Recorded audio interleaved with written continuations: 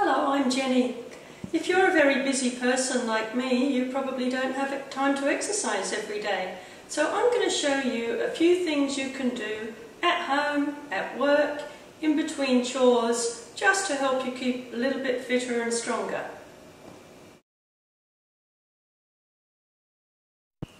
So I'm just waiting for my kettle to boil, and instead of just standing around waiting, I'm going to do some push-ups on the kitchen bench.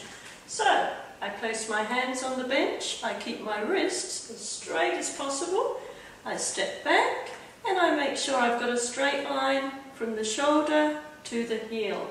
The tummy's in, the tailbone's tucked under. I like to pivot on the balls of my feet, but you can keep your heels on the floor, just whatever feels most comfortable for you. I bend the elbows and come down just to a comfortable level for me. And then I exhale, suck my tummy in and straighten the arms up. And I keep the shoulders down at all times. So you can do this by drawing your shoulder blades in and down the back, remembering to exhale and suck the tummy in each time you come up. If you have your arms wider, it's going to be easier. If you take them in to a narrower level, it's going to be more difficult because you'll be using the tricep muscle at the back of the arm. If you want to work with narrow arms, keep the elbows in and just slide the body down in between the elbows. Same thing with the abdominals, drawing them in, exhaling on the way up, inhaling on the way down. If you're a beginner, the closer you are to your bench and the wider you have your hands, the easier it's going to be. So you might want to start with little tiny ones like this, and then as you get stronger you can bring the hands in narrower, step the feet back further, and I can just hear my kettle coming to the boil. So now I'm going to go and get my cup of tea.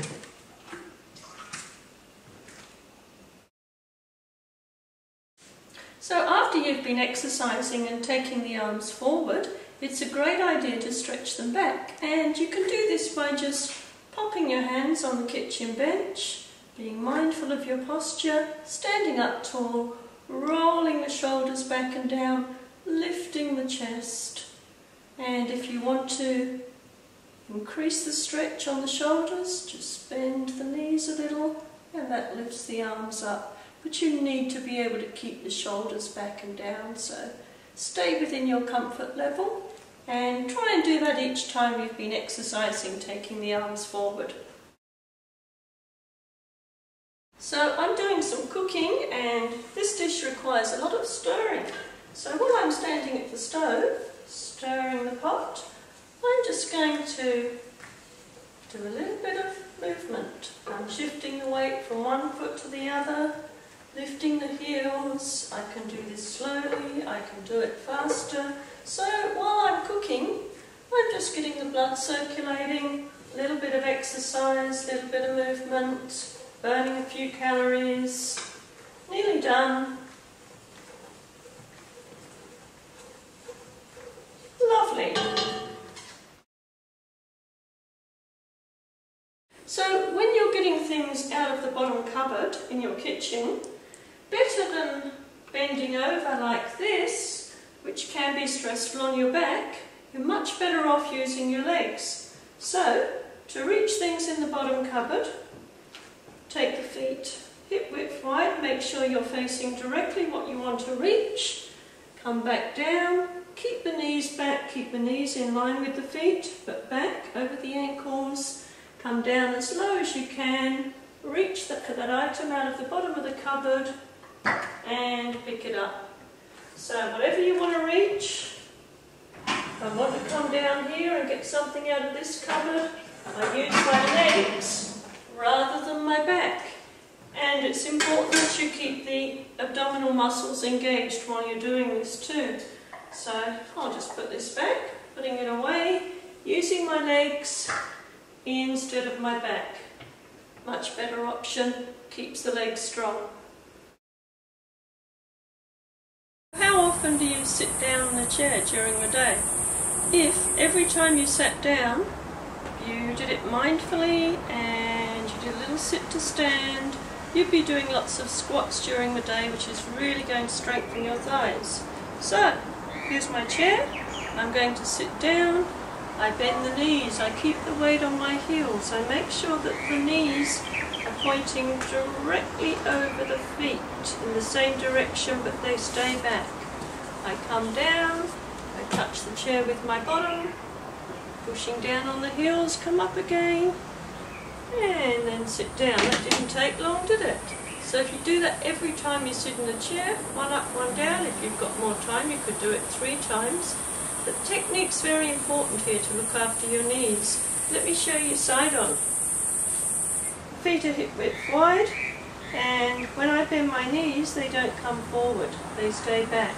And the weight's on my heels. At this point you should be able to wiggle your toes. You come down to the level of the chair, push down on the heels, tummy in as you stand up. And again, nice and slow and controlled. So if you're the sort of person whose knees tend to roll in, then you need to take more weight on the outside of the foot. So, weight on the outside of the foot, weight on the heels, touching down, coming up again, and touching down. If you find this difficult, you could use the arms of the chair. Start off, a little bit of weight on your arms, help you get up and help you come down under control. Nice and slow. Remember that you've got to activate your core every time you come up. So during the day, before you take a seat, just do 1 or 2 of those and it'll help keep your legs strong. We want to keep the body as supple as possible and also protect the back. So when you're tying up your shoelaces, it's really not that good for your back to be bending down, reaching your feet like this. So it's good to take your foot up, and you can take the opportunity to stretch. So to whatever height's comfortable for you. Start off putting your foot up on something small, take the other foot back, and you can do your shoelace up like this. And then as you get more supple, depending on your flexibility, you can take the foot up to a higher level. And you can see you get a lovely stretch while you're doing up your shoelace. And this tip was given to me by Jeanette.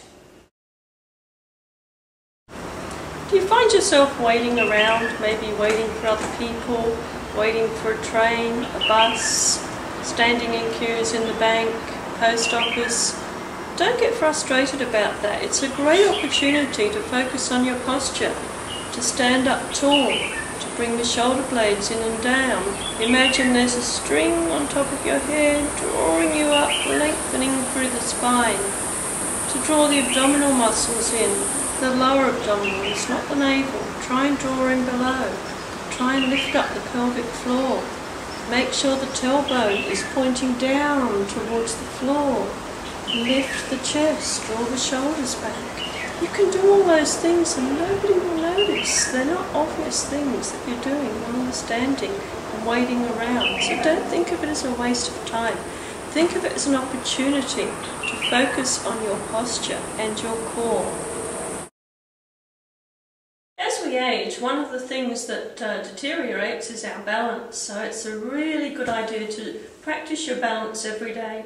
And what better time than when you're cleaning your teeth? I have a student from Oakley called Pam who does this every day, and she has excellent balance. So, you're going to clean your teeth and just lift one leg up. Keep it close to the floor to start with, cleaning your teeth, and then as you get more practiced you can take the foot higher, you can rest the knee on the side of the leg.